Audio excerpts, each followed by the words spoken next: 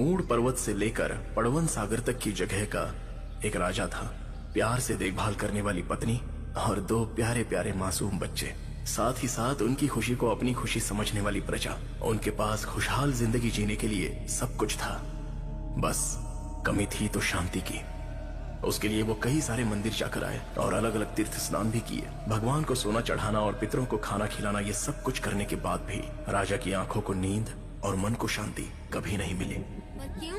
यही सवाल राजा ने एक तांत्रिक से पूछा था, तो उन्होंने कहा, राजा, तुम्हारे पास सब कुछ है, लेकिन मार्गदर्शन करने वाला पिताजी का आशीर्वाद और माँ की ममता, ये दोनों नहीं मिलेंगे तब तक तुम्हें शांति का आभास नहीं होगा।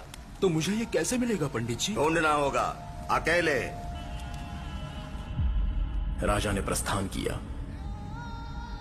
और कई सारे तीर्थ स्थलों पर गया, कई सारे गुरुओं से मिला। इतना सब कुछ करने के बाद भी राजा के दिल को सुकून नहीं मिला। इस धरती पर मुझे सुख और शांति देने वाला स्थान या शक्ति नहीं है, ये सोचकर राजा सब कुछ छोड़कर जंगल की ओर प्रस्थान कर गया। उसने जैसे ही जंगल में प्रवेश किया, अचानक उसे गग्गरा की आवाज सुनाई दी। राजा वहीं पर रुका और देखा। वैसे राजा को उस आवाज से कोई डर तो नहीं लगा, बल्कि उसे लगा कि माँ और पिता ने प्यार से उसे अपने पास बुलाया हो। राजा आवाज की दिशा में चलने लगता है और आकर एक पत्थर के सामने रुककर अपना शस्त्र त्याग करता है। तभी उसकी आंखें आंसुओं से भर जाती हैं और श्रद्धा से वो अपने हाथ जोड़ता है। अब राजा के दिल में वो खुशी है जिसकी अब तक उसे तलाश थी। वो खुशी माँ की ममता जैसी थी और पिता के आशीर्वाद जैसी। तभी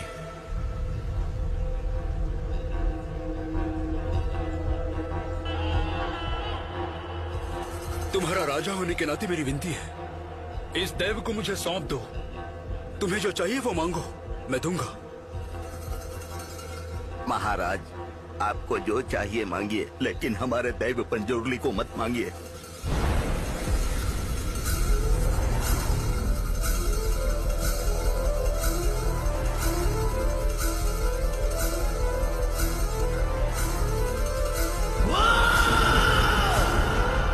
मैं चाहिए ना तुझे?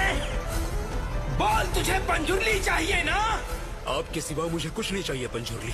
तेरे साथ आता, पर मैं इस गांव का पंजुर्ली हूँ।